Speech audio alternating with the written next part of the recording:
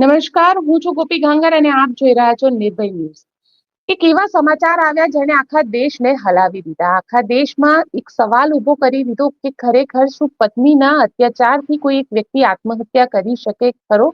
આવો જ એક વિડીયો સોશિયલ મીડિયા ઉપર વાયરલ થયો છે અને વાત છે અતુલ સુભાષની, જેને આત્મહત્યા કરી લીધી છે અને એ પણ પોતાની પત્નીના ત્રાસથી. અને તેણે એક ખૂબ ઇમોશનલ વિડીયો પણ બનાવ્યો છે. લગભગ 60 મિનિટનો એ વિડીયો છે અને સવાલ ઉભો થઈ રહ્યો છે કે કઈ રીતે આ પત્ની જે છે એ ટોર્ચર કરતી હતી. ના માત્ર એને મેન્ટલી ટોર્ચર કરી રહી હતી, પરંતુ લીગલી કઈ રીતે એને હેરાન કરી રહી હતી. આપણી સાથે આ વિષય પર વાતચીત કરવા માટે અત્યારે દશરથ દેવડા જોડાયા છે. પત્ની અત્યાચાર વિરોધી સંઘ છે, તેના તેઓ અધ્યક્ષ છે. દશરથ દેવડા સાથે જ આપણે વાતચીત કરીએ. દશરથભાઈ, શું કહેશો જે રીતનો આ આખો ઘટનાક્રમ સામે આવ્યો છે અને જસ્ટિસ ફોર અતુલ સુભાષને લઈને આખા દેશની અંદર ટ્રેન્ડિંગ થઈ રહ્યું છે, તમે શું કહી રહ્યા છો? કારણ કે તમે આ વસ્તુને ખૂબ નજીકથી જોઈ છે અને તમે પોતે પત્ની અત્યાચાર વિરોધી સંઘ જે છે તેના અધ્યક્ષ છો. જી, હું એવું ચોક્કસ કહીશ કે ખરેખર આ અતુલભાઈનું જે કાંડ થયું છે એ બહુ જ દુઃખદ ઘટના કહેવાય. કોઈ પણ વાર્તાલાપ કરીએ તો આપણી આંખોમાંથી આંસુ આવી જાય. મેં આખો જે વિડીયો સાંભળ્યો તો ગઈકાલે રાત્રે જ મને બહુ દુઃખ થયું. પણ ખરેખર પૂરા ભારત દેશમાં આવા અતુલભાઈ જેવા 200 દુઃખી પતિઓ આત્મહત્યા કરે છે એ હું છાતી ઠોકીને કહી શકું છું.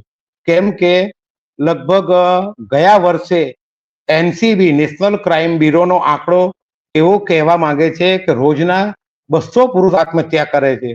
તેનું કોઈ કશું જ ધ્યાનમાં નથી લેતા સરકારશ્રી. ખરેખર માનસિક ત્રાસ એટલે માણસનું મગજ વિવરિંગ થઈ જાય છે. એ કોઈ પણ દુઃખી પતિ શું કરવાના છે એને કોઈ ચોક્કસ ખબર નથી હોતી. રેલની પટરીમાં કપાઈને મરી જાય, પંખાએ લટકીને મરી જાય છે. પણ ખરેખર જે સરકારશ્રીએ કાનૂન જે બનાવ્યા છે એમાં બ્રેક લગાવવી જોઈએ, ધ્યાન દોરવું જોઈએ, ફેરબદલ કરવા જોઈએ. કાનૂન સખ્ત છે અને કાનૂનનો મિસયુઝ કરે છે. ઘણી બધી મહિલાઓ એવી છે કે જે કાનૂનથી અને પતિ અને એના પરિવારોને આંગળીથી નચાવે છે. એ ખૂબ જ દુઃખદ ઘટના કહેવાય. તમે એને ખૂબ દુઃખદ ઘટના કહી રહ્યા છો અને ખરેખર દુઃખદ ઘટના છે પણ ખરી. પણ જે રીતનું આ આખો ઘટનાક્રમ સામે આવ્યું છે, કારણ કે મહિલાઓ માટે કાનૂનની અંદર ઘણી બધી એવા પ્રાવધાન હોય છે કે જેમાં મહિલાઓને પ્રાધાન્ય મળી શકે. તમે શું કહી રહ્યા છો? હું એવું ચોક્કસ કહીશ કે ઘણી બધી મહિલાઓ પોતાના પતિને અને એના પરિવારોને કાનૂનથી નચાવે છે આંગળીમાં. કે જેમ કે ડોમેસ્ટિક વાયોલન્સ એક્ટ 2005 અધિનિયમ, 498 ક શારીરિક અને માનસિક ત્રાસ, ભરણ પોષણ ડોમેસ્ટિક વાયોલન્સ એક્ટ 125 પણ એની સાથે કમ્બાઈન છે કે ભરણ પોષણ લેવા માટે અહીંથી બી લેવાના હોય છે અને ઘરેલું હિંસામાંથી પણ પૈસા મેળવે છે અને સુખ શાંત અયાસી કરતી હોય છે. એ 2 નંબરની વાત છે. પરંતુ પતિને અને એના પરિવારને કાનૂનથી નચાવે છે. તમે મારા માટે આવું નહીં કરો તો હું કાનૂનમાં મિસયુઝ કરીશ, હું કાનૂનનો દુરુપયોગ કરીશ. અને નામદાર સુપ્રીમ કોર્ટે 1000 વખત કહી દીધું છે કે આ કાનૂનનો મિસયુઝ થાય છે, મિસયુઝ થાય છે, મિસયુઝ થાય છે. તો ખરેખર સરકારશ્રીને ધ્યાન દોરવું જોઈએ કે આ 498 કમાં જ્યારે સીઆરપીસી, આઈપીસી અને ઇન્ડિયન એવિડન્સ એક્ટ જેમાં ફેરબદલની વાત આવી ત્યારે નામદાર સુપ્રીમ કોર્ટે એવું ચોક્કસપણે કહ્યું હતું કે આખા કાનૂનોમાં ફેરબદલ કર્યા છે, પરંતુ આ 85 યાની આઈપીસીમાં તમે કેમ સુધારા નથી કર્યા, એમાં તો તમારી ભૂલ બતાવે છે. છતાંય સુપ્રીમ કોર્ટે કાન મમેડ્યા છે પણ સરકારશ્રીએ ધ્યાન દોર્યું નથી. તો આવા સુભાષભાઈ જેવા તો ઘણાય બલિદાન આપશે. તો ખરેખર કાનૂનનો ધ્યાન દોરવું જોઈએ, કાનૂનમાં ફેરબદલ કરવા જોઈએ. તો ઘણા પુરુષોને આત્મહત્યા કરતા બચી શકે એવું હું ચોક્કસ કહી શકું. કારણ કે જે અતુલ સુભાષ છે એમને એવું પણ એક એમની સુસાઇડ નોટની અંદર લખેલું છે કે જે રીતે મારા જ કમાયેલા પૈસાથી મને હેરાન કરવામાં આવી રહી છે, એના માટેની સાજિશ પણ કરવામાં આવી રહી છે ભરણ પોષણના નામે કે ક્યાંક પૈસા લઈને. એના માટે તમે શું કહી રહ્યા છો? કારણ કે ક્યાંક ખરેખર આવું લીગલી થતું હોય છે ખરું? બિલકુલ ચોક્કસ વાત સાચી છે આપની કે કોઈ પણ અત્યારે હાલમાં પત્નીઓ કે એક ફ્લેટ માંગે છે, 25 લાખ રૂપિયાની માંગણી કરે છે. એ કોમન થઈ ગયું છે. ખરેખર 498 ક માં પત્ની એમ કે છે કે મારો પતિ દહેજ માંગે છે, અત્યાચાર કરે છે. જ્યારે આ એક પત્નીની વાત સાચી માનવામાં આવે છે તો સામે 4 મહિલાઓ છે, એ કોઈની માં છે, બેન છે, દેરાણી જેઠાણી છે, તો એની વાત કેમ સાંભળવામાં નથી આવતી? હવે બીજી વાત, હમણાં જ એક દુઃખી પતિ લગભગ કાળી ચૌદસ ના દિવસે, ધનતેરસ અને કાળી ચૌદસ ના દિવસે એક દુઃખી પતિ છે, આઈટીમાં સર્વિસ કરે છે ગાંધીનગરમાં, એ પણ એના પત્નીના અત્યાચારથી આત્મહત્યા કરવાના હતા. અમે એને રોકી લીધો 10 જણા ભેગા થઈ કે ભાઈ આવું કોઈ કામ તમે ખોટું પગલું ના ભરશો, તમે તમારા મા બાપના જતા રહેશો અને એને તો અમાપ સત્તા મળી જશે અને બધા રસ્તા ખુલ્લા મળશે. એ એની પત્ની ઘરમાં આખું ઘર કવરેજ કરીને બેસી ગઈ છે અને 2 એફઆઈઆર ફાડી છે. ખરેખર વાસ્તવિકમાં નામદાર ગુજરાત હાઈકોર્ટનું એક જજમેન્ટ પણ છે કે કોઈ પણ પત્ની 498 ક કરતી હોય તો એક છત નીચે ના રહી શકે, છતાં એ જ ઘરમાં રહે છે અને આખા પરિવારને હલમચાઈ નાખ્યા છે.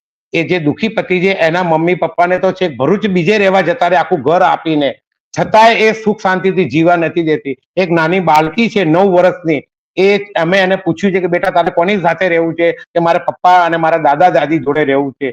તો એવું માનવામાં આવે કે આ પત્ની કેટલી હદ સુધી પહોંચી શકશે કે બાળકી પણ એનાથી નફરત કરે છે. એટલે કહેવાનો ભાવાર્થ એવો છે, આ કાયદાઓની બાબતમાં મહિલાઓ મોટા ભાગે ઘણી બધી કાયદાનો મિસયુઝ કરે છે અને આ અત્યારે સુભાષભાઈનો કિસ્સો જાહેરમાં થયો છે, તો આ તો ખરેખર રોજે રોજ આવા કિસ્સા બને છે. તો ખરેખર હું સરકારશ્રીને હાથ જોડીને નમ્ર અરજ કરું છું કે આ કાનૂનમાં ફેરબદલ કરો. જે પતિ પત્નીની બાબતમાં 498 છે, ડોમેસ્ટિક છે, 125 છે, કેમ કે પુરુષ ક્યાંયનો નથી રહેતો. આ બધા 4-5 કિસ્સા એવા કેસ કરી નાખતી હોય, તે બિચારો સમાજમાં નામ નથી, સમાજમાં બી નથી આવી શકતો, સમાજમાં નામ બરબાદ થાય છે, નોકરી ધંધામાંથી એનું માઇન્ડ વિવરિંગ થઈ જાય છે, એ ક્યાંયનો નથી રહેતો. હું આવું ચોક્કસપણે કહી શકું છું. તમારી પાસે આવા કેટલા કેસીસ આવતા હશે ગુજરાતની અંદર જો વાત કરે તો?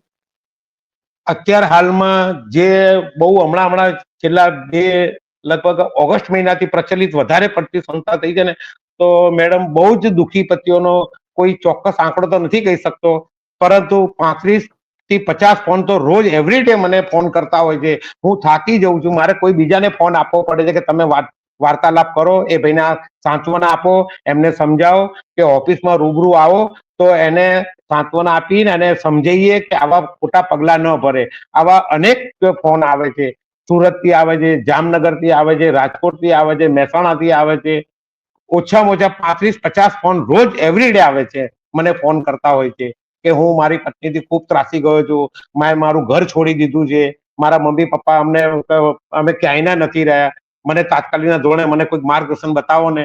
તો અમે એમને કહીએ કે તમે અમદાવાદ ફેસ ટુ ફેસ આવો તો ખબર પડે, બાકી કોઈ હવામાં ઉડતી વાત કરે તો અમે એની વાત માનતા નથી.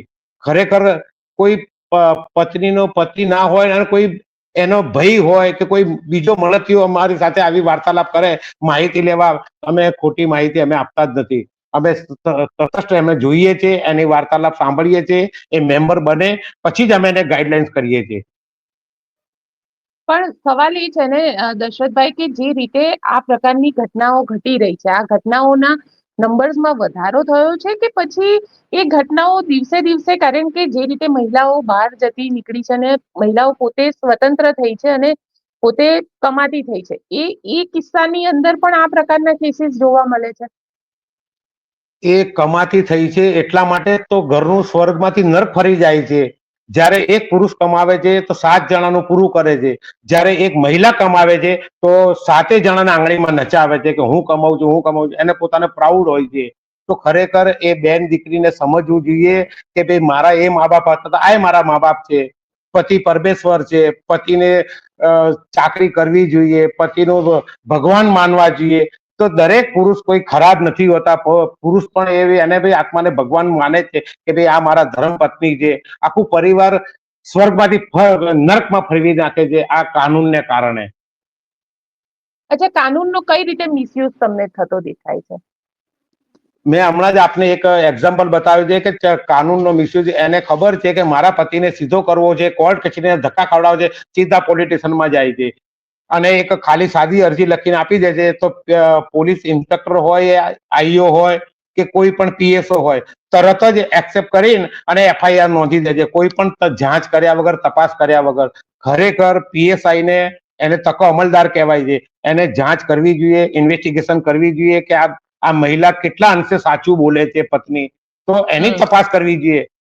તો તપાસ કર્યા વગર એફઆઈઆર નોંધી દે છે, પછી એની કોઈની તાકાત નથી કે એને રદ કરી શકે છે, સિવાય હાઈકોર્ટ સિવાય. પણ જેવી એફઆઈઆર નોંધાય છે, તેમાં 15 નંબરના પેરા નંબરમાં તરત જ લખાયેલું છે કે આટલા સમયે કોર્ટ કચેરીમાં પહોંચી જ જાય છે એ એફઆઈઆર ની ટ્રુ કોપી, બીજી નકલ જે હોય છે. તો ખરેખર એફઆઈઆર નોંધતા પહેલા 2 દિવસ માટે સમય આપવો જોઈએ, પતિ પત્નીને ભેગા થવા જોઈએ, એવી એમનું કામગીરી કરવી જોઈએ પોલીસને. પણ આવું કોઈ કશું કાર્યવાહી નથી થતી. એફઆઈઆર ફાટી જાય છે, પેલા લોકોને બોલાવે છે, એટલે પતિ અને એના પરિવાર વાળા ગભરાઈ જાય છે. પછી પાકા જામીન લેવા પડતા હોય છે. પાકા જામીન લઈને કે જાઓ, મહિના પછી કોર્ટ તમને બોલાવશે, પછી ધક્કા ચાલુ થઈ જાય છે. એ ધક્કા ક્યારે પૂરા થતા નથી. પણ 5 વર્ષ પણ બી થાય, જનરલી 10 આપણા વર્ષ પણ થાય. સમાજની અંદર તો દશરથભાઈ એવું જ જોવા મળે છે કે પત્ની પર અત્યાચાર થાય છે, અને ના ના, ઘણી બધી ખોટી વાત છે, વખતે ખોટી. અમુક કોઈ કિસ્સો એવા હશે કે જે ખરેખર પત્નીને અત્યાચાર થતો હશે, હું ના નથી પાડતો. પણ જે ખાનદાની હશે એ કોર્ટ કચેરી, પોલીસ સ્ટેશન નથી ચડતી. પણ જે આ બોગસ અને અયાસી કરતી હોય છે ને, એ તો તમે ફેમિલી કોર્ટમાં જુઓ અમદાવાદમાં, એના શું કહેવાય, એના મળતિયાને એના પ્રેમીને લઈને આવે છે, અને ભરણ પોષણ લઈ પિક્ચર જોવા બોલે, ચલો બોલે પિક્ચર મેં ચલતે અબ. તો પેલો બિચારો પતિ બળી બળીને ખાક થઈ જાય છે. છતાંય નામદાર કોર્ટ કશું ધ્યાન આપતી નથી કે કશું જોતી નથી. નામદાર કોર્ટ પુરાવા જોવે છે કે પુરાવા, એવિડન્સ શું, એવિડન્સ સાચા હોય કે ખોટા હોય, મહિલાનું હોય એટલે વાત માની જાય. પુરુષ કઈ પણ વસ્તુ બતાવે તો કે ના, એફિડેવિટ કરીને આપો, સોગંદનામું કરીને આપો. તો શું અમે ખોટા છીએ? આ નામદાર કોર્ટની મેં વાત કરી. પોલીસ સ્ટેશનમાં બી આવું જ, મહિલા કઈ પણ બોલે તરત જ લખાઈ જાય. પણ પુરુષ કઈ પણ એની આખી સત્ય ઘટના બતાવે છે, એ માનવામાં તૈયાર નથી. તો આ બહુ હવે ખોટું તમે થઈ લોકો રહ્યું છે. હવે તમે લોકો શું આગળ રણનીતિ કરો? કારણ કે જે રીતના કેસીસ વધી રહ્યા છે, તમને શું લાગે છે કે શું પરિવર્તન થવું જોઈએ? કારણ કે ઇક્વાલિટીની વાતો થઈ રહી છે, તો ઇક્વાલિટીમાં લોમાં પણ ઇક્વાલિટી હોવી જોઈએ. એ તો મેડમ, હું કમસે કમ 35 વર્ષથી કહી રહ્યો છું, ચિલ્લાઈને મારું ગળાય દુખાઈ ગયા છે, મારી આંખોય વધારે નંબર આવી ગયા છે. પણ સરકાર તો બેરી કાનની છે, સરકાર કશું કોઈ સાંભળવા તૈયાર નથી. ભલે ને મરતા, ભલે ને પુરુષો આત્મહત્યા કરે છે, ભલે ને મહિલાઓ આત્મહત્યા કરે, એમને કોઈ લાગે વળગતું નથી. અમે જેલ ભરો આંદોલન કર્યું છે, અમે કેરોસીન છાંટ્યું છે મારા શરીરમાં, અમે પુરુષો માટે શું નથી કર્યું, આ એક પ્રશ્ન છે. ખરેખર સરકારને કાનૂનમાં ફેરબદલ કરવો જોઈએ, જાંચ કરવી જોઈએ, તપાસ કરવી જોઈએ, અને ફેરબદલ થવા જોઈએ. કેમ કે આ એક તરફી છે. સંવિધાન તો એમ કે છે કાનૂન ઇક્વલ છે, કે ક્યાં ઇક્વલ છે? આર્ટિકલ 14 જુઓ, સમાનતાને અસમાનતા જણાય છે. પછી શરીરની બાબતમાં વાત કરો તો આર્ટિકલ 21 છે, તો એમાંય શરીરને નુકસાન થાય છે. પોલીસ લોકઅપ કરી નાખે છે, કોઈ પૂછતાછ કર્યા વગર, કશું જ નહીં. તો શું એ ગુનેગાર છે? એ ટાળા વાળો છે, પાસા વાળો છે? એ તો બિચારા નોકરી ધંધા વાળો કોઈ ઓફિસર છે, છતાં એને લોકઅપ કરી નાખે છે. એ ખોટું થઈ રહ્યું છે, તદ્દન ખોટું થાય છે. એટલે તમારું એવું કહેવું છે કે આ પ્રકારના કેસીસ જો થતા હોય તો એનું એક પ્રોપર ઇન્વેસ્ટિગેશન કરીને આગળ પછી કાર્યવાહી થવી જોઈએ. જો જેન્યુન થવી હોય તો જોઈએ. મહિલાને તો સાઈડ ભલે લેવાય, હા પરંતુ હા જ્યાં જેન્યુનિટી હા નથી ત્યાં આગળ ચોક્કસ થવું જોઈએ. હા, ખરેખર આજ સુધી કોઈ એવી આખો કેસ તમારી પૂરો પાસે તમારી પ્રોસિડિંગ પાસે કોર્ટ અત્યાર કાર્યવાહી તમારી પાસે અત્યાર સુધી આવા 72,000 કેટલા દુખી. કેસીસ? મારા સંસ્થાની અંદર 72,000 નોંધાયેલા છે ઓન પેપર. બરાબર. અને રોજના 5-10 તો આવે છે, અને 2-3 જણા તો નોંધણી કરીને જાય છે કે જે અમે ડોક્યુમેન્ટ માંગે છે તો નથી આપતા. તો મેં કીધું તમે જયારે ડોક્યુમેન્ટ લઈને આવો ત્યારે આવજો. બાકી એમને અમે હવામાં ઉડતી વાત માનતા નથી. કેમ કે અમે હવે બિલકુલ કોર્ટ કાર્યવાહીના જેમ જ અમે ઇન્વેસ્ટિગેશન કરીએ છીએ કે આ કેટલા અંશે સાચું બોલે છે. હવે મારો હમ કહેવાનો ભાવાર્થ એવો છે કે પોલીસ સ્ટેશનમાં નોંધણી થાય છે, એફઆઈઆર નોંધાઈ જાય છે, ચાર્જશીટ તૈયાર થાય છે 169-73 મુજબ, પણ 157 મુજબ જે તપાસ થવી જોઈએ એ તપાસ સાચી નથી કરતા તકો અમલદાર આઈઓ. પછી કોર્ટમાં જાય છે, કોર્ટ ટ્રાયલ જે ચાલતી હોય છે, પ્રોસિડિંગ થાય છે, 164 મુજબ જુબાની લેવાય છે, એવિડન્સો ભેગા કરે છે. છેલ્લે કશું જ કોઈ સાચું ક્યાંય તથ્ય દેખાતું નથી. એટલે નામદાર કોર્ટ પતિ અને એના પરિવારોને CRPC ની કલમ 248 કાઉન્ટ 1 માં નિર્દોષ જાહેર કરે છે પુરાવાના અભાવના કારણે. એટલે હળાહળ ખોટી FIR ફાટી છે એ ચોક્કસપણે હું કહી શકું છું. આ હું નથી કહેતો, નામદાર અદાલતની કોર્ટોમાંથી જ મેં બધી અચ્છા, જજમેન્ટો બહાર કાઢે. આવા કેસોનો રેશિયો કેટલો હોય છે, સાચો નીકળવાનો ને સજા થવાનું? સજા તો મેડમ કેવું છે કે બાય ચાન્સ એક બે કિસ્સા જ એવા હોય છે કે આત્મહત્યા કરે તો 306 લાગે છે, બળીને મરી જાય છે તો 304B લાગે છે, 302 તો કોમન છે, એ તો લાગવાની જ છે. પણ એના પરિવાર જે જેલમાં જાય છે ને, પતિને તો બેલ મળતી નથી, એના મા બાપને 3 મહિના પછી બેલ મળે છે. આખું સમાજ છે ને વેર વિખેર થઈ રહ્યું છે આ કાનૂનના કારણે. પછી જે પત્નીએ છે ને જે કોમ્પ્રોમાઇઝ વચ્ચે કરે છે તો 25 લાખ અને ફ્લેટ લઈને અને કહે છે કે અમે કશું નહીં, અમારે કેસ પાછો ખેંચી લેવો છે. પણ શાના માટે પાછો ખેંચ્યો? કેમ કે કોમ્પ્રોમાઇઝ બહાર થયું છે, પૈસા લઈ લીધા છે, 50 લાખ રૂપિયા લઈ લીધા છે. પછી કહે છે કે ના ના, મારા પતિએ કોઈ અત્યાચાર નથી કર્યો, મેં આવેશમાં આવીને સ્ટેટમેન્ટ ચેન્જ કરી નાખે છે. તો આ કેટલું હળાહળ અન્યાય થઈ રહ્યો છે, સાચું ક્યાં દેખાતું જ નથી. પૈસા માટે આ પ્રકારે કરતા હોય છે. હા, અને કહે છે કે મારા પતિ દહેજ માંગે છે. દહેજ તો એ લોકો માંગે છે. અત્યારે બધું સિચ્યુએશન અલગ થઈ ગયું છે, ઊંધું થઈ ગયું. પહેલા નો ડાઉટ બધું થતું હતું, કોઈ પણ નારી પર કે કોઈ પણ મહિલા ઉપર કે કોઈ પણ સ્ત્રી પર અત્યાચાર કરતા. પણ અત્યારનો જે જમાનો છે, છેલ્લા 40 વર્ષથી હું જોતો આવ્યો છું, તો એ હળાહળ ખોટું થઈ રહ્યું છે. બિલકુલ દશરથભાઈ, આપ અમારી સાથે જોડાયા તેના માટે આપનો ખૂબ ખૂબ આભાર. આપનો પણ ખૂબ ખૂબ આભાર. અમારી વાત છે સમાજ સુધી પહોંચાડો, ખૂબ ખૂબ ધન્યવાદ. આપને સિલ્યુટ મારું છું. બેન તો આપ પણ છો, નારી આપ પણ છો, આપને પૂજનીય છો બેન.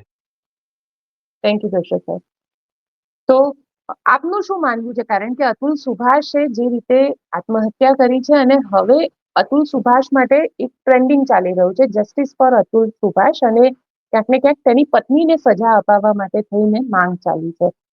કાનૂની પ્રક્રિયા છે, કાનૂની પ્રક્રિયામાં જે પ્રમાણે એવિડન્સ મળશે તે પ્રમાણે આગળ કાર્યવાહી થશે. પરંતુ આપ શું વિચારો છો, મને કોમેન્ટ બોક્સમાં ચોક્કસથી લખીને જણાવજો. અને અમારી ચેનલ વેધર ન્યૂઝને લાઇક, શેર અને સબસ્ક્રાઇબ કરવાનું ભૂલશો નહીં. આભાર.